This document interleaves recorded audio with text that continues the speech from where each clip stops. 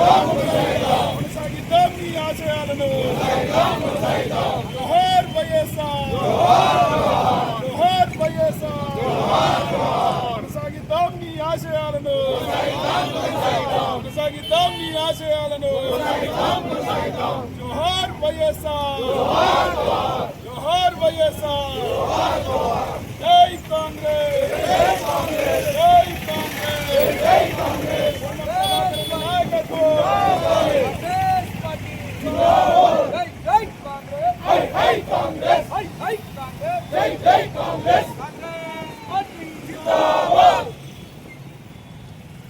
జోహార్ వైఎస్ఆర్, జోహార్.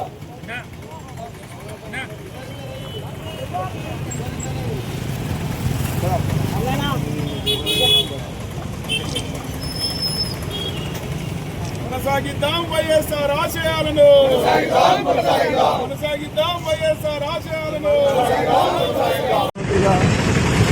మనకు మన రాష్ట్రానికి మన దేశానికి ఇట్లాంటి పథకాలు చేయాలి ప్రజలకు ఎన్నో కార్యక్రమాలు చేసినటువంటి గొప్ప ప్రజానేత, గొప్ప మానవతావాది వైఎస్ రాజశేఖర రెడ్డి గారు.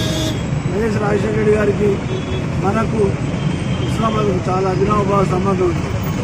ఆయన పాదయాత్రలో ఉస్మానాబాద్కి వచ్చిందో మన చెప్పి చదువుతున్నాం. బస్సు యాత్రలో గులాబీ నబీ ఆజాద్ లక్షలు మాట్లాడారు.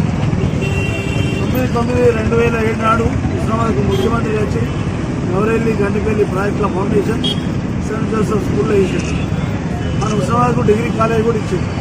అంటే మన ఉస్మానాబాద్కు మన అందరం ఇక్కడ నియోజకవర్గం మాజీ ఇండూర్కి కానీ ఇప్పుడు ఉస్మానాబాద్ కానీ ఈ మెట్ట ప్రాంతం ఏదైతే వందల వేల సంవత్సరాల నుంచి మనం బాధపడుతున్నటువంటి ఈ మెట్ట ప్రాంతానికి ఒక అభినవ భగీరథుడుగా ఆయన ఇక్కడ ఎన్నో అది జలయజ్ఞం అనేటువంటి ఒక పేరు మీద ఇక్కడ 3 ప్రాజెక్టులు ఇచ్చాడు.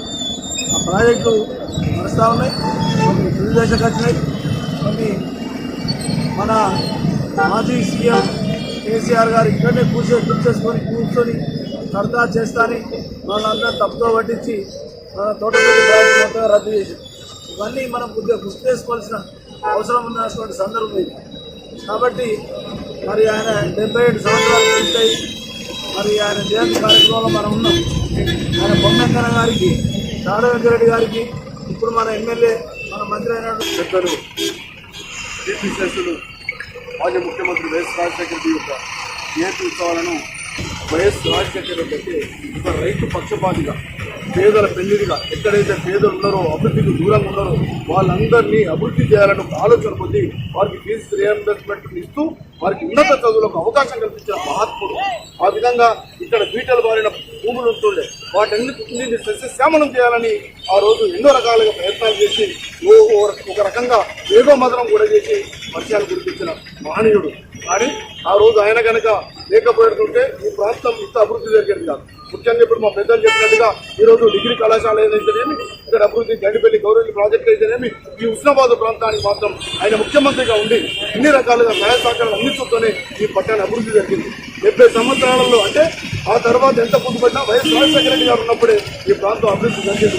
మళ్ళీ ఈ రోజు అతను వారసుడుగా ఇక్కడ మన మంత్రివర్యులు పొన్నం ప్రభాకరణ గారు వచ్చిన తర్వాతనే ఈ ప్రాంతం అంతా సుభిక్షంగా ప్రాంతం అంతా అభివృద్ధి జరుగుతున్నది. కాబట్టి మహాత్ముడు ఎక్కడ ఉన్నా, సూర్యుడు చంద్రుడు ఎంతవరకు ఉంటారో వైఎస్ రాజశేఖర రెడ్డి పేరు కూడా అంతవరకు ఉంటుంది.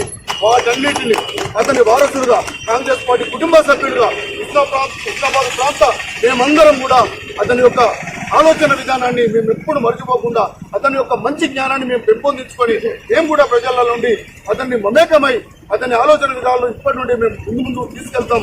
అతన్ని ఎప్పుడు కానీ స్మరించుకుంటూ అతన్ని అడుగు తాడంలో మేము నడుస్తామని ఈ రోజు ఆ జన్మదిన కార్యక్రమ వేడుకలలో మేము కోరుకోవడం జరుగుతున్నది.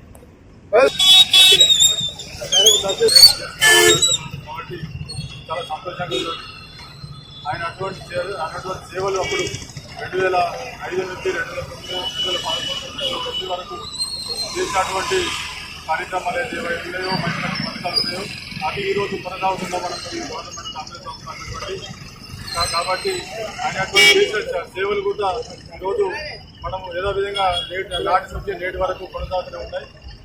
ఆయన అటువంటి మంచి రాజకీయ నాయకుడు, అటువంటి ముఖ్యమంత్రి నాయకుడు మనకు ఈ రోజులో లేనటువంటి చాలా బాధాకరం. కాబట్టి ఆయన ఆశయాలను కొనసాగడం డాక్టర్ గా ప్రాక్టీస్ చేస్తూ పేద ప్రజల అభ్యున్నతికి తోడ్పడాలనే ఉద్దేశంతో ₹1 ఫీజు తోటి పేద ప్రజలందరికీ కూడా సర్వీస్ చేసిన మహానేత డాక్టర్ వైఎస్ రాజశేఖర రెడ్డి గారు. అంచెలంచెలుగా ఎదుగుతూ కాంగ్రెస్ పార్టీలో పిసిసి అధ్యక్షునిగా, ఎంపీగా, ప్రతిపక్ష నాయకుల హోదాలో చేవెళ్ల నుంచి ఇచ్చాపురం వరకు ఉమ్మడి ఆంధ్రప్రదేశ్ లో 1490 కిలోమీటర్ల పాదయాత్ర చేస్తూ ఆ పాదయాత్ర ద్వారా పేద ప్రజలు పడుతున్న కష్టాలు మరియు రైతులు పడుతున్న కష్టాలన్నింటినీ చూసి వాటిని ఓదార్చి వెంటనే ప్రభుత్వం రాగానే మొట్టమొదటిగా రైతు పక్షపాతి ప్రభుత్వం అని తొలి సంతకం ఉచిత కరెంటు మీద ఎల్బీ స్టేడియంలో ప్రమాణ స్వీకారంగా కాగానే తొలి సంతకం ఉచిత కరెంటు మీద చేసిన మహా వ్యక్తి మన మాజీ ముఖ్యమంత్రి డాక్టర్ వైఎస్ రాజశేఖర రెడ్డి గారు తిరుపతికి ఈ ప్రజలంతా గర్విస్తున్నారు.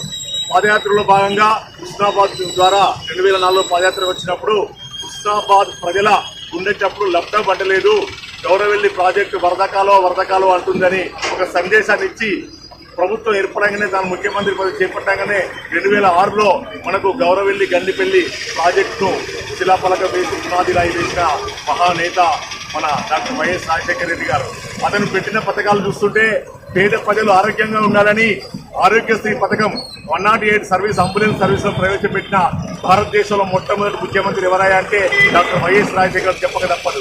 ప్రతి ఒక్క పేదవానికి ఆరోగ్యంగా ఉండాలని ఆరోగ్యశ్రీ పథకం ద్వారా 5 లక్షల వరకు కూడా ఉచిత వైద్యం అందించిన మహానేత.